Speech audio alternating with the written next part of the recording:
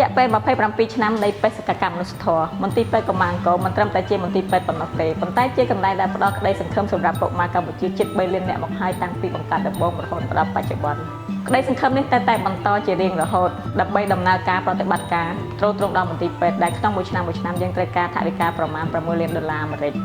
សូមគោរពអញ្ជើញសប្បុរសជនចូលរួមបរិច្ចាគថវិកាក្នុងកម្មវិធីបុណ្យការប្រាក់មហាសាមគ្គីដែលនឹងប្រព្រឹត្តទៅនៅថ្ងៃអាទិត្យ